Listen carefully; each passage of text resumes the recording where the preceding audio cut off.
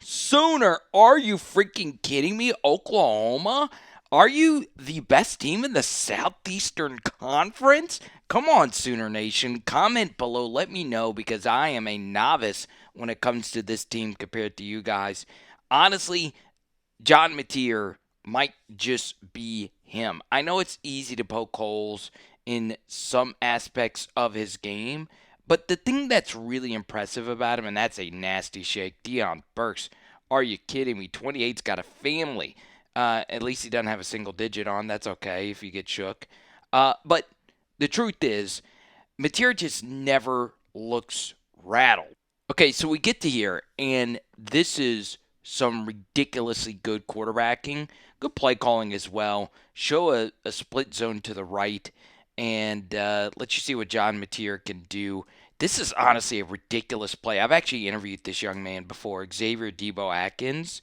You would like this left tackle to just dominate this matchup versus an undersized linebacker, but he's able to get off of it. He's a fast, athletic player, and he's able to make a nice tackle, but not after Mateer was able to do his damage. Okay, so we get into the single most controversial call. It might actually be that this year in the SEC. So Isaiah Sategna is hiding to the bottom of the screen, and, well, you guys have probably all heard the explanation.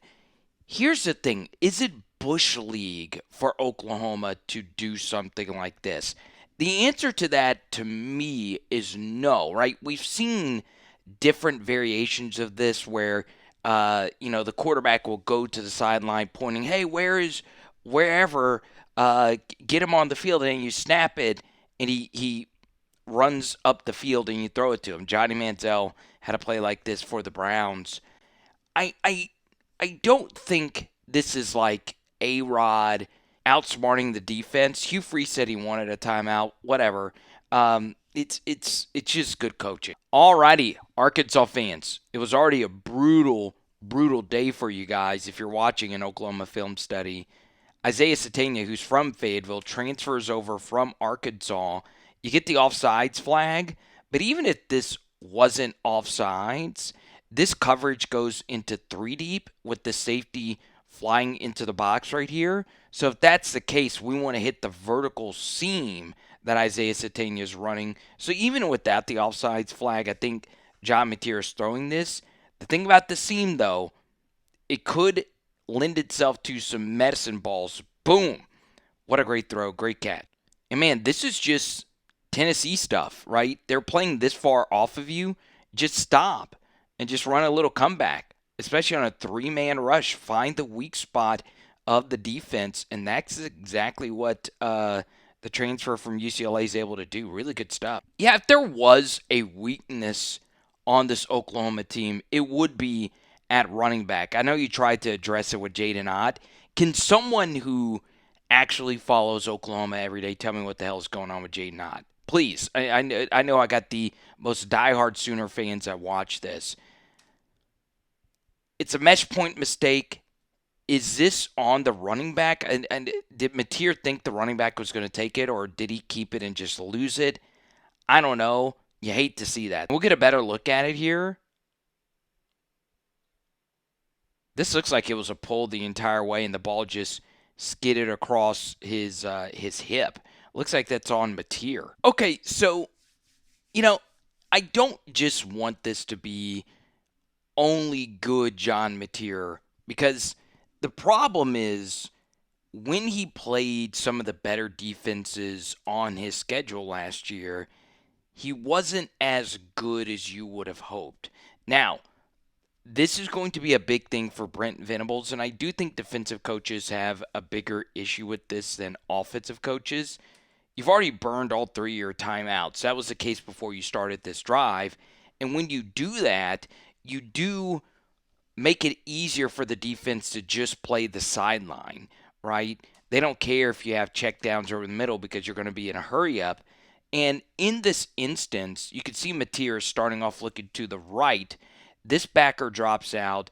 This fast backer, Atkins, who just made the play a minute ago, is flying all the way back center field. This becomes kind of a Tampa 2 variant, if you will. And it's actually the backside safety flying in here. And is there a little defensive hold right here over the middle? Sure. But we need to get off of this. It just depends on what is actually happening coverage-wise and get to our check down, right? Replace the blitzer. And you can see Mateer has a chance to do this. This should be an easy pop read, but he's feeling out a three-man rush. He doesn't see this coming from the backside.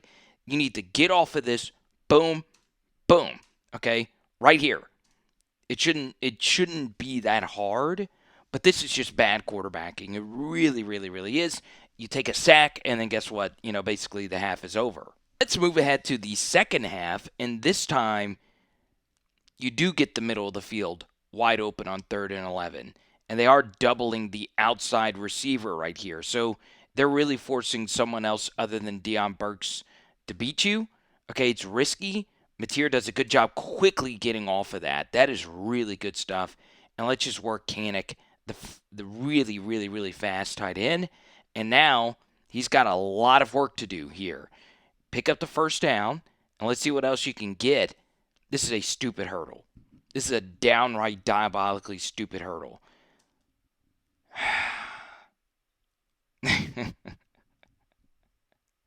Oh, man. Oh, really good offense right here from Oklahoma, and this makes them so tough to stop. You show a run action, this could just be an RPO, and guess what? You block the innermost guy first, okay? Get a 2-on-1 right here. Let's see if Sategna can make somebody miss out here. If not, he's going to be able to pick up the first down. God, this is so well coached right here. I mean, you can't. Man, good wide receiver blocking can be erotic. That's a good job by 9. Lewis getting off. I probably shouldn't have said getting off after. Whatever.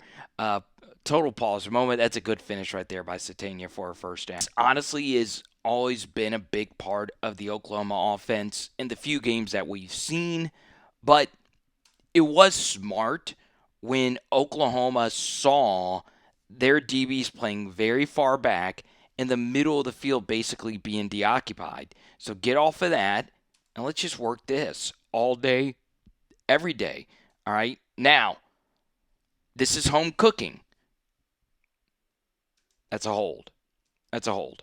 Okay? You guys know I'm very lenient on holdings. All right? I think that needs to be called, but it's the most inconsistent call in football for a reason. You get those calls at home, right? So there you go. Good run, good catch. These blitz calls were so well executed, and Oklahoma was ready for some of them. It's just, even though they could see the slot corner blitz coming from the outside here, this does not get passed off well because the DT holds up this guard. He cuts to the inside. And guess what? The guard can't get off this DT to pick up the rushing end from the inside, okay? Because the tackle thought the guard was going to pick him up. Tackle picks up the slot blitz. So Mateer has to see this quickly, and he does. That quick sidearm delivery, doesn't even really need to step into the throw. It's just big time. It really is big time. And if this throw is good enough for Sategna to make this guy miss, you make a miss, you're scoring. Okay, you got to make a miss, but really good stuff. And Mateer plays the game bold. All right, you've really got to appreciate that. All right, another rush 3, drop 8. This isn't the hardest throw, but this also isn't the easiest. He's able to get that in. Boom. Receivers love playing for him. Don't mind taking big hits, and it's a first down. So now you're losing, and I'm not showing you a lot of plays where this Auburn defense just flew around and just brought dudes down, right? This was not the same defense that you saw versus Baylor that I think a lot of you Oklahoma fans watched going into this game. They really played well, okay? This is really, really, really good stuff from Mateer. So you have the backer here, Atkins, starting off to the left, number 17. and he's running all the way over here to this in-breaker. Mateer gets off of that and works all the way down to Kanek. It's really, really, really good stuff. I am a little shocked that Auburn played this conservatively with only a 1-point lead. And then you get to here. I know this was also controversial. Really good read from Mateer. Okay, now you do get a little lucky. I doubt he knew that the safety was going to rotate center field. Maybe he did. Let's see. I don't know. Either way, you have your fastest receiver on a slot fade. Untouched blitzer right in your face. Let's just throw as pretty of a slot fade ball possible. He really puts it in there. Look at that ball location. Boom. Now, to have this count as a catch, knowing what we know about catch overturns, this was a lucky break for Oklahoma. Let's just put it like that. And then, of course, first and goal, you let John Mateer decide this bad boy. This is really well blocked right here. I don't mind as a DT here. This guy cuts into the inside. Just get a piece, and that's exactly what 54 does. It's a really good block right there by the right guard, whatever his number is. Yeah, 54. And give Oklahoma's wide receiver coach a lot of credit. Their blocking on the edge in this game was really good. So you guys let me know who the receiver coach is for the Sooners, and I'm definitely going to shout him out. Good stuff. All right, so we do get a 2-point conversion play. Ugh. Especially if you had Oklahoma 6.5. This is just a bad throw. Okay? In the red zone, if you're throwing balls to the back of the red zone, you really need to throw this ball high.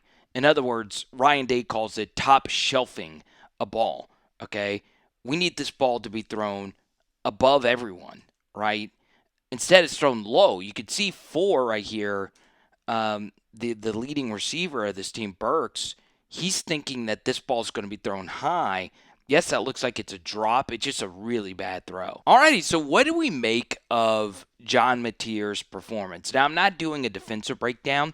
I kind of want either. Jackson Arnold made more mistakes. Cam Coleman was arguably the best player on the field. Not named R. Mason Thomas in this one. 10 sacks as a team in this game. That's ridiculous. But, you know, it is something that Mateer had some issues in this game. This was his lowest QBR. This was his second game where he didn't have a rush of over 10 yards. But overall, it was still good. Now, here's the thing if you are Oklahoma.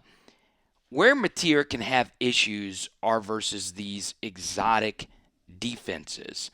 You do play LSU at the end of the year, and Blake Baker has been the best defensive coordinator at 5 p.m. I release my new power rankings, and we will see you then. Oklahoma fans, let me know if you want a defensive breakdown, and we'll talk to you soon, okay?